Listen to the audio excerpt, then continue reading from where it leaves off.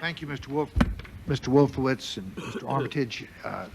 Excellent statements. We appreciate the significant contribution that you have and are making to our nation's security. I would like to call upon Senator Rockafeller for the first round of questions. Senator Rockafeller. Thank you, Mr. Chairman. Thank you, Secretary Armitage and Secretary Wolfowitz, for being here. Let me just state at the beginning what Eleanor Hill said yesterday, and that is it was not our intelligence community, it was not the FBI, it was not anybody else that did the killing at the World Trade Center, the Pentagon, and in Pennsylvania, other than the terrorists. That rules. Having said that, I'd like to talk a little bit about perceived threats and ask some questions. According to the Department of State publication of Patterns of Global Terrorism, there were 274 international terrorist attacks in 1998 alone, reflecting that the number of attacks, in fact, had been decreasing and were, in fact, at their lowest point since 1971. If we measure the threat of terrorism by the number of Americans killed, and of course, even one death is too much. If we include the attacks on our African embassies, 12 U.S. citizens died in 1998, 54 were killed in the preceding 5 years. In 1999, 5 more Americans died. In 2000, another 19 died, 17 on the USS Cole. These numbers are both tragic, but they show a fairly persistent pattern over the past decade. Even with this consistent pattern of activity, George Tenet, who by most Americans I think is considered to be the person who runs intelligence in this country. We know that not to be true, and I'm going to discuss that. But, you know, the director of Central Intelligence is kind of evokes an image of real control. He was concerned enough, as both of you mentioned, and particularly Secretary Wolfowitz, to mention in 1998 and tell his deputies, and then it was broadly disseminated within the intelligence community, it doesn't say beyond that in our report, that we are at war with al-Qaeda. So my first question is, what did you think that meant, either both of you? What did you think that meant, and what should have happened at that point in your judgment? The reason I asked that question, Secretary Wolfowitz, you talk a lot about things that must happen, things that cannot happen again. We must make sure that such and such doesn't happen again. But specifically, what did that mean, we are at war, to you as you came into office, and what should have happened at that point in your judgment? Want to go first? Let me go first, then Secretary Armitage can add. I think it means that you plan for war, and in fact, over the course of, from the time Secretary Armitage was sworn in, which I think was late March of 2001, which was when we finally had 2 deputies and could have a deputies committee. In fact, prior to that, I believe even National Security Advisor Dr. Rice had tasked her staff to begin preparing options for what this would mean. And as you start to look at it, you realize that war against al-Qaeda is something different from going after individual acts of terrorism or retaliating against individual acts of terrorism, that it really does involve all the elements of national power, that it's not just something for the intelligence community alone, that in fact you can't go to war against al-Qaeda without recognizing the role that the government of Afghanistan is playing. You can't go after the government of Afghanistan without recognizing the problems in your relationship, particularly with Pakistan, but with other neighboring countries. And you can't get serious about this without looking at military options. And when you start to look at military options, you have to think about something more than a one-off retaliation for an attack. And that is the process that we're engaged in over the course of basically the summer of 2001. And ironically enough, it led to a Principals Committee meeting in early September before the attacks that produced recommendation that was not far off from what we ultimately implemented after September 11th. Let me emphasize one other point, and that is 12 questions in 20 minutes, so I need brevity to the extent possible. I'll only add that I think our story is pretty good on going after al-Qaeda from April 30th on, after the first deputies meeting. However, where we went wrong, and I think where we made a mistake, was that we didn't have first of all, a necessary baseline from intelligence on the global aspects and global possibilities of al-Qaeda, number one. And number two, although many of us, including members of Congress, were saying the right words, I don't think that we really had made the leap in our mind that we're no longer safe behind these two great oceans. And even though we'd had the World Trade Center attack of 1993. When you came into office, did you both think/know that we were at war with al-Qaeda? I was briefed in January and February, leading to my hearings in March for the U.S. Senate. The terms "at war" was, to my knowledge or my remembrance, not used.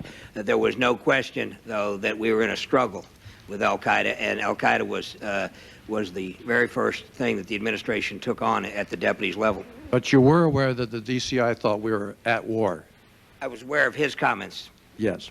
And did the intelligence community clearly warn you what al-Qaeda was capable of doing and that it sought to carry out a mass casualty on U.S. soil? Did you know that? Had you been informed of that by the intelligence community?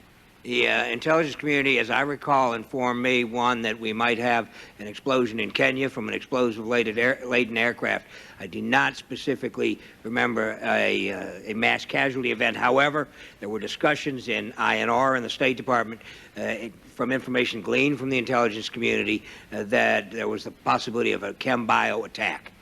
No location, no time, but that was being discussed. What did you two gentlemen perceive the threat to be? I, in general, perceive the threat to be at our interest overseas, primarily in the Gulf, some in Southeast Asia, and most definitely in Israel. That's from my point of view in the Department of State. I would say near term, we perceive the threat to be overseas, as Secretary Armitage says. In the mid to longer term, we perceive the threat to be mass casualties in the United States as a result of chemical or biological or conceivably nuclear attack. And that's why, in the course of developing the Quadrennial Defense Review over the summer of 2001, we identified Homeland Security as the top priority for transformation. Did you take any steps with respect to reacting to these threats that the Clinton administration had not taken at their point in time? Because the 1998 fatwa, the Tenet warning came out in '98. We increased in INR the number of analysts. We have 14 in general look at terrorism and crime. We increased the number to 8. It's since been increased after 9/11 to 10. So that's a specific answer. We undertook a number of steps in our development of the defense program to increase our capability to detect or respond to weapons of mass destruction attacks. And I believe there were a number of classified actions taken by other agencies, Is there anything specifically against specific al-Qaeda. you can tell us? Unclassified? No, not with respect to classified actions. Specifics on what we did with respect to developing our own capabilities to respond, I can give you lots of detail for the record. Please do that. Who, in fact, is responsible for assessing the risk of terrorist attack in the United States of America, and was any strategic assessment or other kind of assessment done when you came into office, both of you?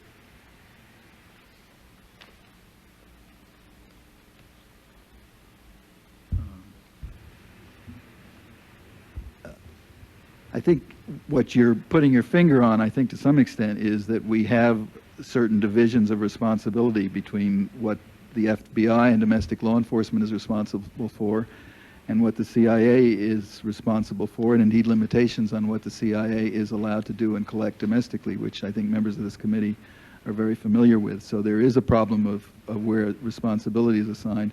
I'm not aware of any specific assessment of what the threat was domestically. I agree, sir. All right. obviously we'd had the 1993 World Trade Center instance, and there'd been a whole series of other things which Eleanor Hill delineated yesterday. So there were things going on in this country over a long period of time. The question was, were they individually aggregated and taken to a higher level where they reached policymakers and said, oh, this is not just a matter of the international, but this is a matter of domestic. So America's perception of threat as here as opposed to overseas was not, you're saying, fully formed when you gentlemen took office. I think that's a fair statement, but I'd like to accompany it with the notation and the notice that when Mr. Bush was a candidate, he specifically spoke about Homeland Security, and he was drawing on a report that was actually commissioned by the U.S. Congress, the National Defense Panel report, which spoke about Homeland Security being a new mission area, and the Pentagon is on top of that as far as I can see. And second, that we recognize that we couldn't have a policy, certainly in South Asia, as early and more broadly as early as the end of April, when we had a deputies meeting and made decisions and gave instructions to not just roll back Al Qaeda, but to go after and eliminate them. Thank you. The intelligence community, this is sort of about what you were talking about, Secretary Wolfowitz, collects, analyzes, and disseminates one kind of intelligence for civilian policymakers, and another and different kind for the defense needs to shape our military forces and plan and execute military operations. Many of our intelligence collection systems used to collect both kinds of intelligence. I mean, there's an overlap, and it is well known. No, in fact, it isn't well known generally out there in the country, but it is a fact that 85% of the money of the budget is within or controlled by the Department of Defense. So it's important to understand the different needs, how they overlap, and how they do not, and what happens when there is a conflict between the civilian policy needs and military needs. And to that, I would just give you something to lop on. If Director Tenet foresaw a requirement to make a change, that he needed to have something happen, but that was not under his budget authority, would he have the ability to go into the Department of Defense and take something that he needed in the way of money? Or is it the unwritten law that the Director of Central Intelligence, thought to be the controller of intelligence by most of our country, in fact usually loses when he goes up against the Secretary of Defense? I don't think that describes the relationship. In fact, I think Secretary Rumsfeld and Director Tenet have a closer relationship than any previous Secretary of Defense in the DCI, and when these issues have come up, this was true before September 11th. It's doubly or triply true now. Not interested in personal relationships. I'm interested in the question I asked. It's not a personal matter. It is a working relationship. It is a professional relationship. They meet regularly. These problems get resolved. We have frequently moved resources to address their needs. But I think a fundamental point, too, here, Senator, related to a lot of these questions, is this is not a game we will ever win on defense. We'll only win it on offense. And I believe that recognition came very early in this administration, and the recognition that going on offense was something that would be a very substantial exercise. Thank you. Mr. Secretary? Absolutely. Okay. Under the current structure, I think it's fair to say that the Director of Central Intelligence, thought by the American people to sort of control intelligence, doesn't. And I'm not arguing that point.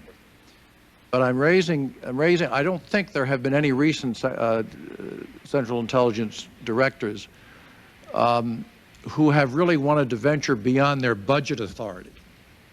And their budget authority is fundamentally 15% of the intelligence budget.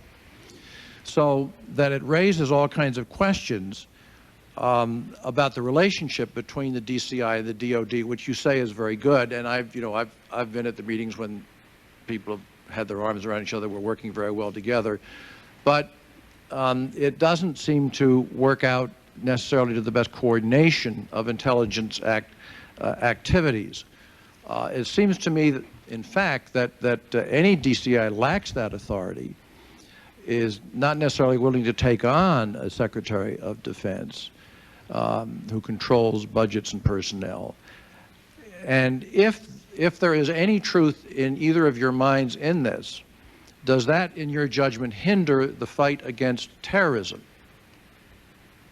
Senator, I don't think it's a matter of taking on the Secretary of Defense. I think there are times when it would be helpful, and this is why we've proposed an Undersecretary of Defense for Intelligence, when the director has a problem or when his subordinates have a problem, to be able to come to somebody below the level of the secretary and get these problems sorted out. When problems are elevated, my experience has been they have been resolved, and I don't think there are basic problems here that flow from some inability of the Director of Central Intelligence to get from the Department of Defense what they need. But a basic point, which I think the American people also expect, is that these vast intelligence resources of ours will be made available to permit our military to win wars when they fight them. And the intelligence resources of the Defense Department have been absolutely critical in this campaign against terrorism.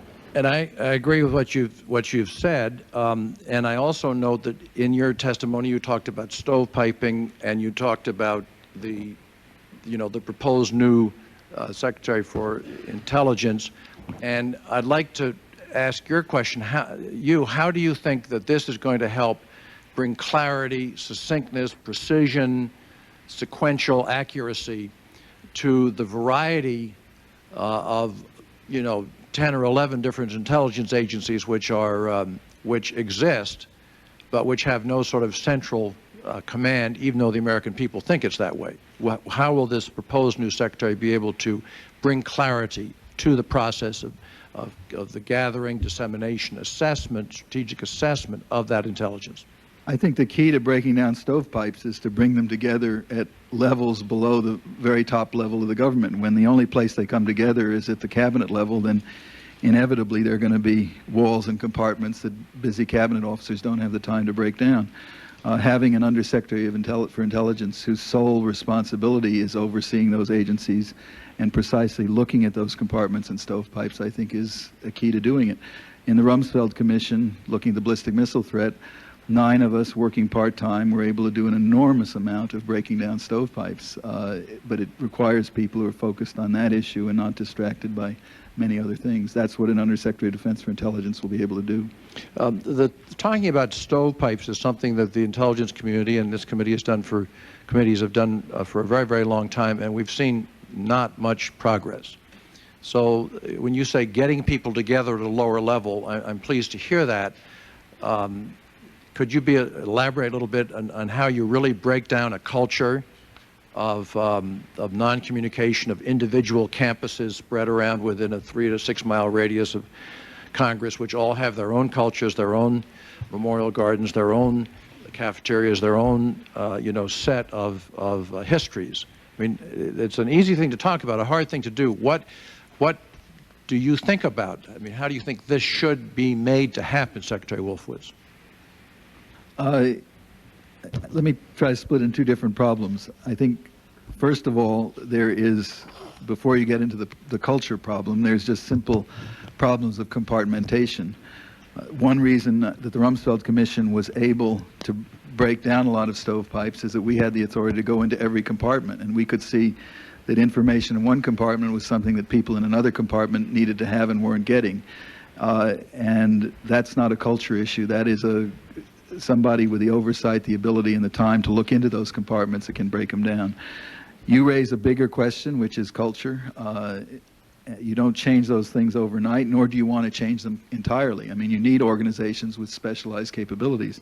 I think, though, we've seen a lot over just the last 12 months of agencies, including agencies that are not traditionally work together. The FBI, for example, has brought CIA analysts into the FBI. That's a rather radical change. How much it's changing the FBI, you'd have to ask the FBI director or the CIA director. Let me use that statement to go into my final question. Regarding the FBI, from my point of view, I really question, I'd like both of your responses on this, whether the FBI ought to be heavily involved in the intelligence business. They're trained differently. Their skill sets are totally different. Their habits are different. Everything is different about them. They do a superb job at prosecuting, putting people in jail, finding this. But the intelligence thing on a domestic basis, which raises, serious questions of what would an alternative be, which is what we need to discuss, is something that I worry about a lot. You indicated the FBI reported to you, but was the FBI really monitoring some of these domestic groups in a way which was satisfactory to you? Did they have the mindset, skill set to do that? I'm going to give you two answers. One is a prospective senator. I was involved in the setting up of the CTC in the mid-'80s, and there's been a light years difference between the FBI now and the FBI then. But the direct answer to your question is absolutely. The FBI must be more than an investigation and prosecutorial arm who comes in after an event. They have to be involved in the investigation and the monitoring. There's no way around it, nor should there be. My time is up. I thank you, gentlemen. Thank you, Senator Rockafeller.